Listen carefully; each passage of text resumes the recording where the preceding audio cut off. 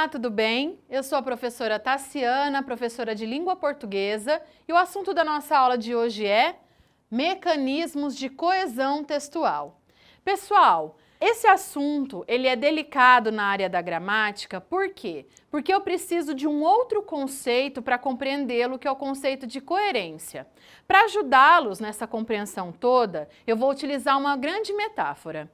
Vamos imaginar uma costureira que se depara com um pedaço de tecido bem grande e essa costureira está destinada a fazer uma blusa. Primeiramente, ela vai recortar as partes da blusa para depois costurá-la.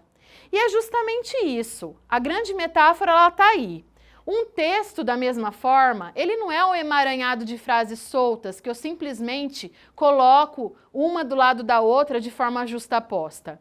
Essas frases, elas têm que estabelecer relações semânticas que as unem. Caso contrário, não há efeito nenhum de sentido correspondente ao produto final de um texto. A costureira, no caso, se ela coloca a manga direita da blusa no lugar da parte da frente, ela não vai obter um produto final coerente, não vai obter um produto final que sirva para uma pessoa vestir, que é justamente esse o objetivo. Da mesma forma, se a gente costura as frases dentro de um texto de uma forma que não faça sentido, o produto final, ou seja, a compreensão de um texto num todo, ela fica imensamente comprometida. Agora vamos ver esses mecanismos de coesão aplicados aqui no contexto de texto, no contexto de frase. A coesão ela funciona como se fosse a linha e a agulha dessa costureira, que permite aí a construção do todo da blusa. No texto são as palavrinhas que vão ser responsáveis pela união de uma oração a outra, estabelecendo uma relação de sentido final coerente. Vamos ver a aplicabilidade aqui agora na frase. Temos aqui primeiramente uma relação de coesão feita por meio dos pronomes. A esse tipo de relação nós chamamos de um mecanismo anafórico. Por que anafórico? É quando um pronome colocado num texto, ele faz uma remissão direta a algo que foi feito anteriormente, a algo que foi mencionado anteriormente no texto. Observemos aqui. João e Maria estão felizes, eles comemoram 3 anos de casados. Ao invés de eu repetir João e Maria, que é o mesmo sujeito dessa oração, eu coloco um pronome que substitui esses dois nomes, ok? Esse é um recurso muito legal para ser usado na hora de se escrever um texto. Tanto os pronomes pessoais quanto os oblíquos, eles servem justamente para dar essa dinamicidade no texto, que é muito importante. Nós temos algumas construções de equivalência. Essas devem ser muito exploradas, pessoal. Usem a criatividade, o conhecimento geral de vocês para formar aí essas construções de equivalência. Observem a frase.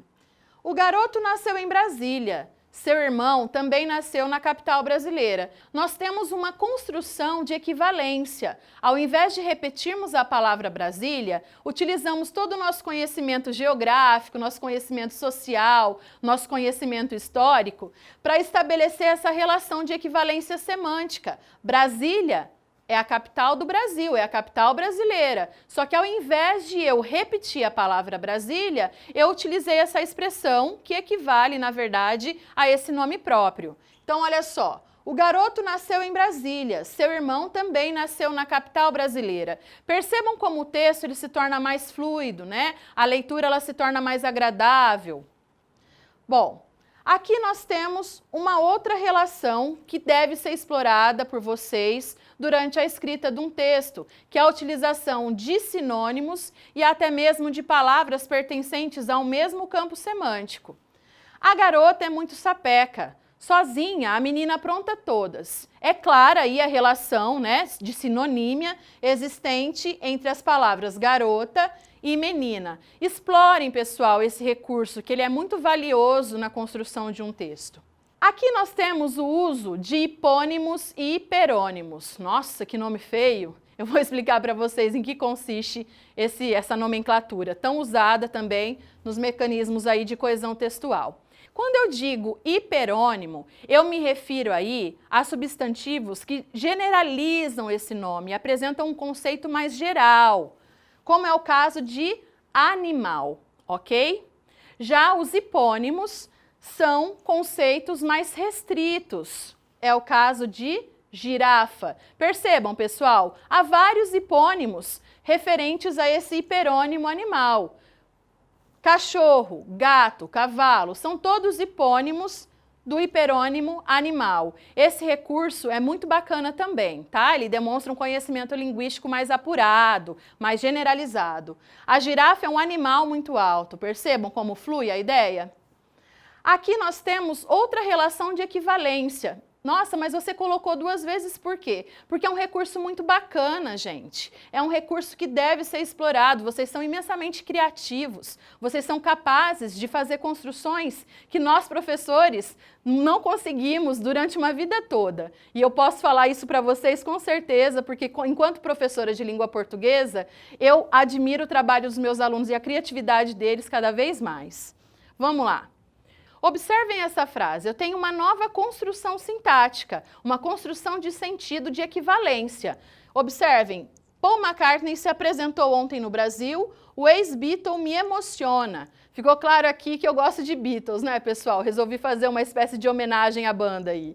Ao invés de eu repetir Paul McCartney, que é o nome do músico, eu fiz uma remissão direta ao fato de ele já ter sido Beatle um dia, de ele já ter pertencido a essa banda. Aqui, pessoal, nós temos uma construção bem mais complexa. Há uma necessidade enfática, uma necessidade de dar ênfase ao que eu disse. E para isso, o recurso dessa expressão explicativa ele é muito importante. Expressões do tipo quer dizer, isto é, por exemplo, que devem sempre estar entre vírgulas, elas, na verdade, elas servem para dar esse tom enfático, esse tom de ênfase necessário algumas vezes em alguns contextos de texto.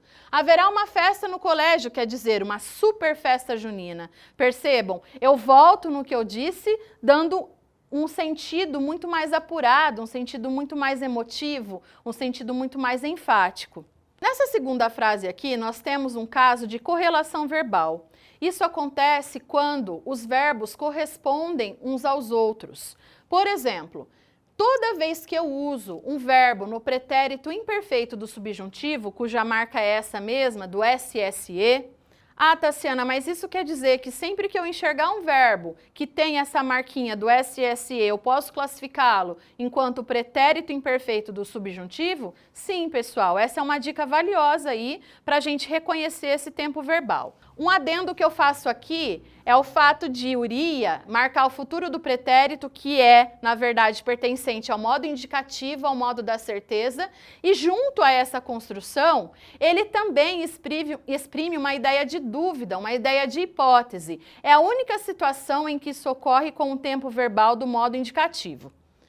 Aí nós temos uma situação clara de paralelismo sintático. O que é isso? São conjunções que não se bastam sozinhas. Elas precisam, por exemplo, de uma outra parte e a união dessas duas partes é que estabelece uma relação de sentido, que é o caso da conjunção alternativa quer-quer.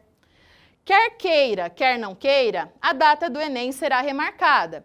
Da mesma forma, construções como por um lado, se eu disse por um lado no texto em algum momento, eu sou obrigada a dizer por outro lado em outro determinado momento. Por quê? Porque há uma relação de paralelismo, uma relação de dependência aí existente entre essas duas conjunções, essas duas acepções da conjunção.